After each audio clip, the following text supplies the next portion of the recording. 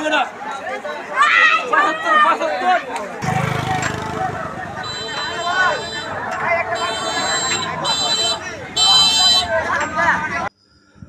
Hello guys, দেশে বিদেশে যে যেখান থেকে এই মুহূর্তে আমার ভিডিওটা দেখতেছেন, অবশ্যই ভিডিওটা কন্টিনিউ করবেন।